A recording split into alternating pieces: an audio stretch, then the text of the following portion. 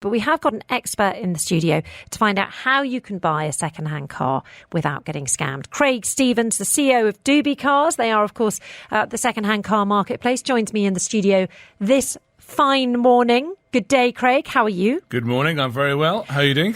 Not bad at all. I'm going to tell my story first. Is that okay? Yeah. It's short and sweet. My message to everyone is if you want to buy a second-hand car and you want to definitely do it safely, you know, even though we probably paid a bit more, we bought a second-hand Tesla, but we bought it from the Tesla store. So that means that if anything goes wrong, I know where they are and I can go and be angry with them, frankly. And no one wants to see me angry. And I think there was a year warranty as well and things like that. So, so that's how we did it. That's how we took the risk out of the situation. But equally, we probably paid, I don't know, probably a fifth more than maybe if we'd bought on a well-known car marketplace website, for example. Okay, so that's how we did it. How would you recommend people do it? Well, look, I think, you know, if I think about DubiCars, we have three types of sellers. So we have the approved dealers like the Teslas and AWR and so on. And you do pay a premium. But that gives you a level of security because the car has been thoroughly inspected. There is an approved warranty on it. And as you say, there's a premises there you can go back to if there are any issues. But you're paying a premium for that. And then we have independent dealers. And there are a mixed bag of independent dealers. There are some exceptionally good independent dealers who offer the same services that you'll find at approved dealers, but at a discounted price because they haven't got to have the showroom on Sheikh Zayed Road and all of that goes with it. They can, you know, deliver the same value at a cheaper price. And then, of course, then you have private sellers. And private sellers, there are some bargains out there. But, you know, it is buyer beware.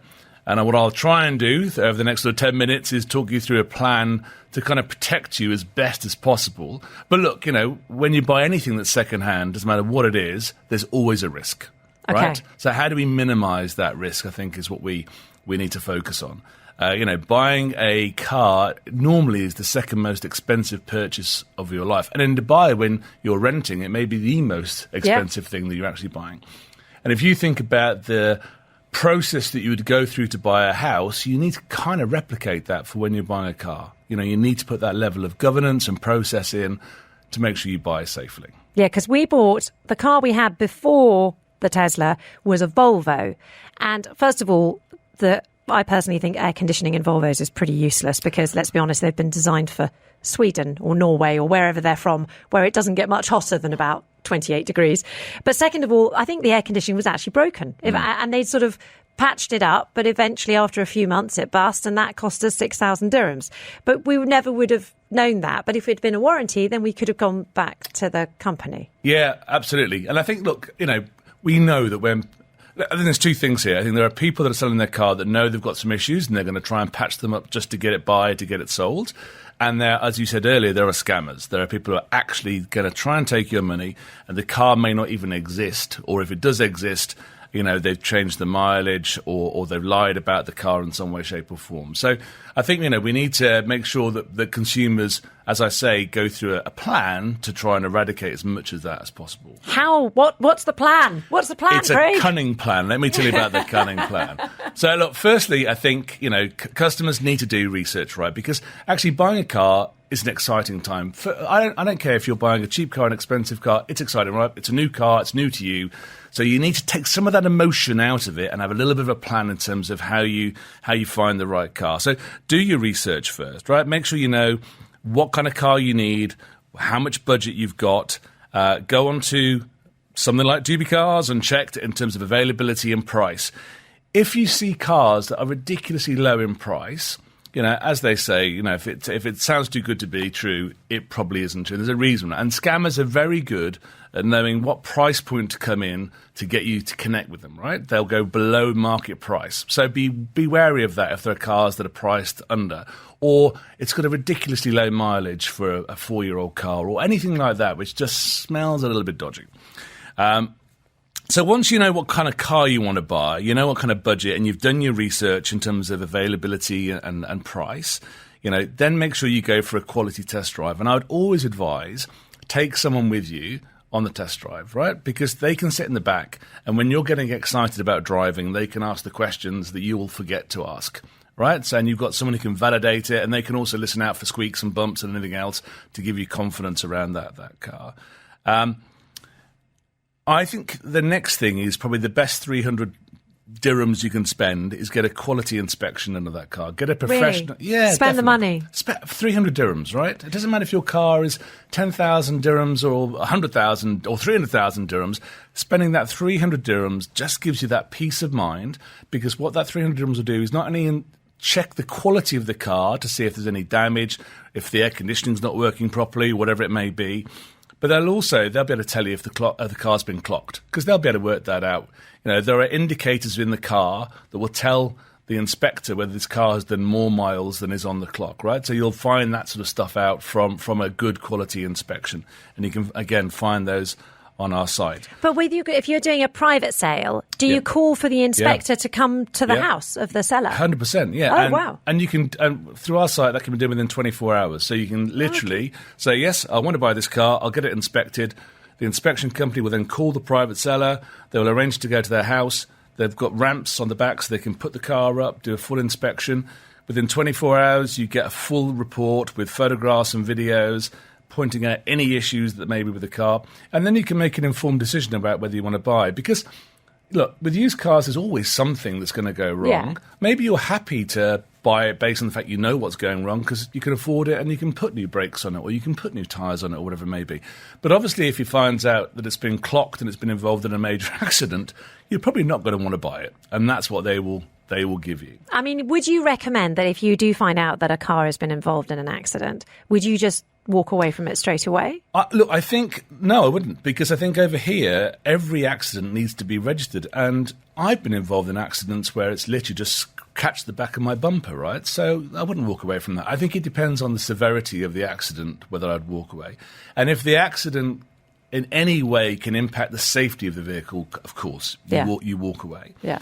And you can check that, right? You can check that yourself. There's a free way of doing it, actually. So you can go onto the Emirates Vehicle Gate website, the RTA Dubai website, the MOI website, and the Abu Dhabi Police website.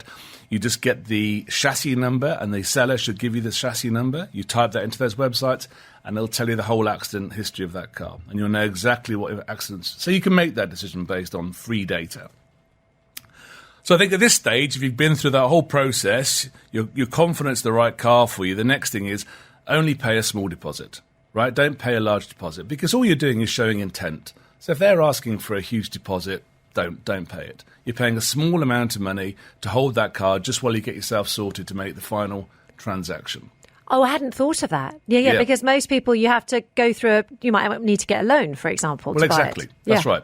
So, you know, there's a process, and that can take 3 days for you to get the loan, right? So, so try and hold the car with a minimum deposit to, again, de-risk what you're doing.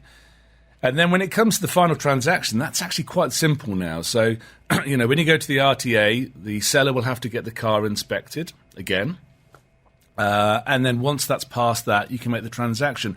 And you can now make they change the registration online. So it's a really simple process. So actually, you can make the transaction in your house. You can make the transaction in a bank.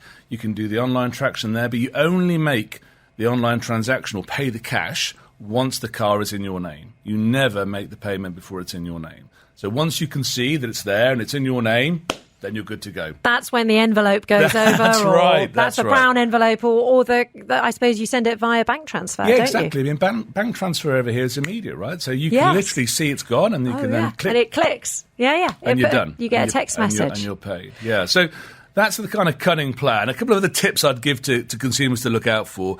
I mean, look, if the photographs don't look like they're from Dubai... Dodgy, right? Yeah. Ask the question, why can I see snow in this photograph? So ask that question. If the car isn't in the country, the seller says, oh, yes, it's a great car, it's in Holland, I'm going to ship it over. Dodgy, right? Yeah. Ask those questions, it's dodgy.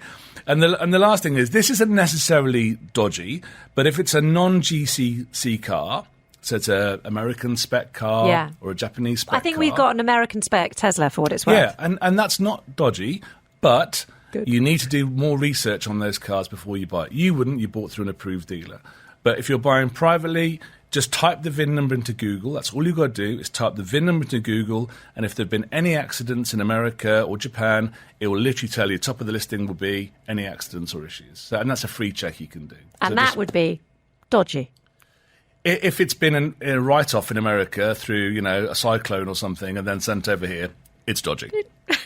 Great advice, Craig. It's been amazing. I felt like we could carry on for hours, but I'm afraid we've got to stop now. But we're going to come back to you, and we're definitely going to record a video with you for social media to find out, your hot tips so that people can go back to it. But that was Craig Stephens you've just been listening to there, the CEO of DubiCars, the second-hand car marketplace, with lots of advice for you. And make sure you check out his website. Make sure you check out our social as well, at Dubai 1038 FM, for more fantastic advice from Craig. But Craig, it's been lovely having you in the studio. Thank you very much indeed. Thank you.